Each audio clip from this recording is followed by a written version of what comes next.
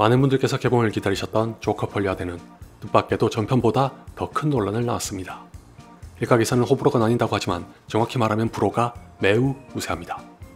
왠지 몰라도 우리나라보다 해외에서 더 저조한 반응을 얻어 로튼 토마토에서는 무려 33%라는 극악의 수치를 기록 중이고, 관람객을 대상으로 조사하는 시네마 스코어는 코믹스를 원작으로 한 영화 중에서 가장 낮은 D를 받았습니다.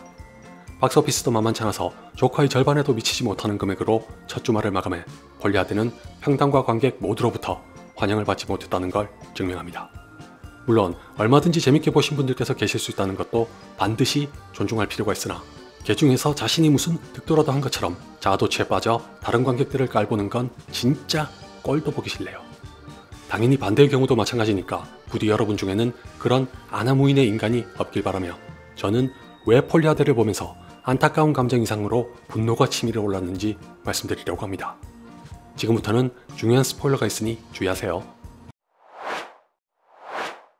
조커가 개봉했을 때 한 영상에서 다크나이트 3부작의 브루스 웨인과 아서 플렉을 대조해 말씀드렸던 적이 있는데, 폴리아드를 보면서도 둘의 상반된 처지가 자꾸 떠올라 불편한 감정이 커졌습니다. 다들 잘 아시다시피 브루스 웨인은 재벌 가문에서 부족함 없이 자라 어렸을 때나 성인일 때나 어딜 가든 세간의 주목과 관심을 받았습니다. 부모님은 성품까지 좋아서 고담을 정상화하는데 갖은 노력을 기울이셨고, 브루스 웨인은 복수와 더불어 아버지의 유지를 이어받아 기꺼이 배트맨이라는 상징이 됩니다. 그걸로도 모자라 선과 정의의 실존을 널리 알리길 바랐던 인물이 도리어 악으로 돌변하자 이 암담한 현실을 감추기 위해 자신이 누명을 쓰는 것도 흔쾌히 감사합니다. 한편 오랜 시간 동안 옆에 있던 레이첼은 그가 배트맨이란 걸 안 후에도 멀리하거나 떠나지 않고 브루스 웨인이 배트맨으로서 짊어진 멍해를 하루라도 빨리 내려놓을 수 있길 바랍니다. 비록 그렇게 말했던 레이첼은 다른 사람도 아닌 조커에 의해 죽어버렸지만, 브루스 웨인은 배트맨을 자신이 그토록 염원했던 상징으로 남겨둔 채 평온한 삶을 맞이합니다. 반면에 아서 플렉은 이름부터가 얼룩입니다. 관심과 주목을 못 받는 정도가 아니라 아예 지워버려야 할 존재로 치부되고 있다는 걸 이름으로도 나타내고 있죠. 실제로 아서 플렉은 기계마저도 인식하지 못하는 투명인간에 가까웠고, 어딜 가나 무시와 하대에 시달리는 게 일상인 약하디약한 인간에 불과합니다. 심지어 어머니로 알고 있었던 사람조차 실은 자신을 철저하게 기만했다는 것, 아서 플렉이 믿고 의지할 수 있는 구석이 단 하나도 없었다는 걸 말해줍니다. 이 바람에 폭주에 제동을 걸 수 없었던 아서 플렉은 본인의 의지와는 무관하게 조커라는 상징이 됐고, 대중과 사회로부터의 삐뚤어진 관심과 주목은 그로 하여금 조커로 살아야 한다는 강요나 유혹으로 다가옵니다. 다행히 아서 플렉은 자신의 잘못과 현실을 깨닫고 망상에서 벗어나 조커가 되는 걸 거부했으나, 그 순간 아서 플렉이 난생 처음 가졌던 사랑의 대상이자 둘만의 미래를 꿈꾸게 했던 리가 등을 돌리고 떠나버립니다. 이제 그에겐 오직 조커의 추종자들만 남아있을 뿐, 아서 플렉으로서는 더 이상 존재할 가치가 없다는 듯이 기어코 목숨까지 빼앗아버리면서 이 참혹했던 영화는 막을 내립니다. 레이첼의 말에 따르면 한때 브루스 웨인은 배트맨을 내려놓지 못할 인물이었던 것과 다르게 아서 플렉은 스스로 조커를 버렸음에도 불구하고 마지막까지 비참한 삶을 살았다는 것에서 둘의 운명은 가혹할 정도로 다르죠. 둘의 몇 안 되는 공통점 중 눈에 띄는 두 가지는, 첫째, 자신의 의도와 다른 부작용과 피해자가 발생했을 때 심리적으로 크게 흔들렸고, 둘째, 배트맨과 조커가 어떤 상징이 됨으로 인해 고담을 혼란으로 몰아넣었다는 겁니다. 이게 캐릭터의 인간미와 세계관의 현실성을 높여주고 있어 더 매력적으로 다가온 영화들인 동시에, 어쩌면 이러한 비교와 대조로 인해 배트맨과 조커는 동전의 양면 같은 관계가 된 걸지도 모릅니다. 코믹스를 통달하고 계신 분들이라면 저보다 더 정확하게 아시겠지만, 지극히 개인적인 추측으로는 토드 필립스 감독이 각본을 쓰면서 의도한 것 같다는 의구심이 생길 만큼 아서 플렉을 브루스 웨인의 확연한 대척점에 세웠다고 생각합니다.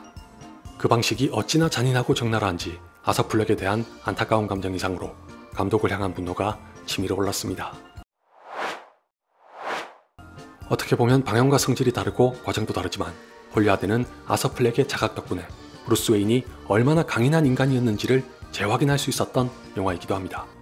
아서 플렉은 내부와 외부에서 모두 망가지고 무너져 도무지 스스로 감당할 수 없었던 조커를 벗어던지고 도망가려 했으나, 브루스 웨인은 온갖 고초를 겪으면서도 끝끝내 자신의 목표를 달성하고 유유히 사라집니다. 단, 두 캐릭터의 성장 환경이 달라도 너무 다르다는 데서 오는 차이를 간과해서는 안 되는 데다가, 둘 중 누가 더 현실적인 캐릭터인지를 물었을 때 브루스 웨인이라고 답할 사람은 아마 거의 없을 겁니다. 실제로 토드 필립스 감독은 한 인터뷰에서 아서 플렉이 조커가 되는 걸 거부한 이유를 두고 애초에 부패하고 부조리한 도시를 상대로 아서 플렉이 이길 수 있는 방법 같은 건 없었기 때문이라고 말했습니다. 다시 말해 전편과 마찬가지로 홀리아드 역시 무자비한 현실에 기반한 나머지 아서 플렉으로 하여금 결국 자포자기하는 심정으로 망상에서 벗어날 수밖에 없었다는 뜻입니다. 적어도 토드 필립스 감독의 고담은 우리가 바라던 조커 또는 일종의 혁명을 일으킬 수 있는 인물 따위는 존재할 수 없는 세상이란 거죠.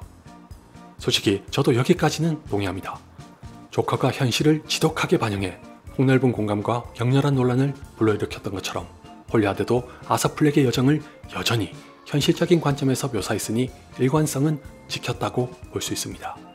비록 우리가 기대했던 조커는 없었지만 조커 이전에 아서 플렉에게도 애정이 있던 사람이라면 그렇게까지 무의미한 영화는 아닐 수도 있을 거라고 생각합니다. 그럼에도 불구하고 저로서는 감독을 향한 분노를 억누를 수 없었던 건 기어이 아서 플렉을 죽음으로 내몰았기 때문입니다. 가뜩이나 홀리아드는 모든 과정이 전편으로 생겼던 논란을 위한 변명과 해명으로 가득한 것처럼 보이고 브루스 웨인과는 같으면서도 전혀 다른 세상에 사는 인물을 보여주려고 절망의 끝으로 밀어넣는 것 같았는데 그걸로도 만족하지 못하고 마침내 본연의 나로 돌아가서 살기로 한 자를 죽여버리기까지 합니다.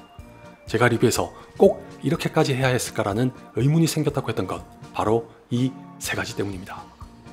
자신을 궁지로 몰았던 논란을 무마하기 위해, 브루스 웨인과는 다른 인물을 그리기 위해, 비장한 세상의 논리를 구태여 상기시키기 위해 아서 플렉을 그렇게까지 추락시켜야만 했을까요?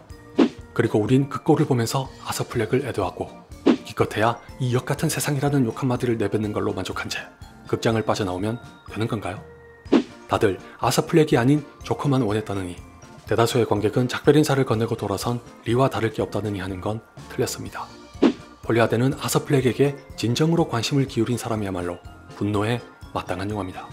아무런 대안도 없고 근본적인 원인도 외면하고 오로지 아서 플렉에게만 초점을 맞춰 모든 원죄를 더 씌워 무슨 순교자라도 되는 것처럼 죽여버린 감독에게 화가 나도 전혀 이상할 게 없습니다. 더군다나 아서 플렉은 면회온 사람을 만나기 위해 가고 있던 마지막 순간에 다른 모든 사람들이 자신에게 했던 것과는 달리 농담을 들려주려는 청년에게 관심을 기울이고 너그럽게 대했습니다. 무슨 불행 포르노도 아니고 그런 캐릭터를 비참하게 죽이면서까지 이 영화가 성취하려던 게 과연 뭘까요? 참고로 몰라서 여쭈는 것도 아니고 알고 싶지도 않습니다.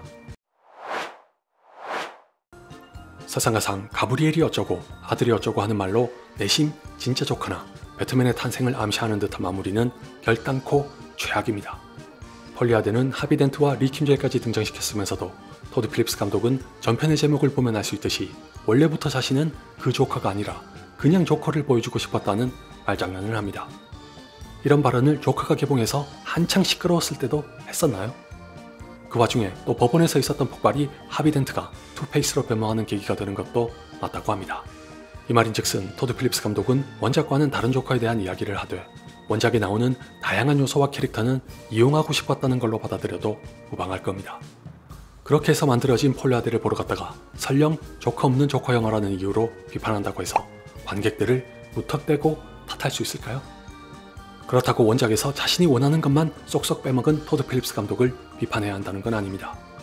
오히려 색다른 접근 방식으로 또 하나의 창의력을 보여준 거라고 생각하지만 영화가 관객에게 온전히 전달되지 못했다면, 더군다나 천문학적인 제작비를 쓴 상업영화가 그런 결과를 불렀다면 관객이 아닌 감독 스스로의 반성이 필요하지 않을까요?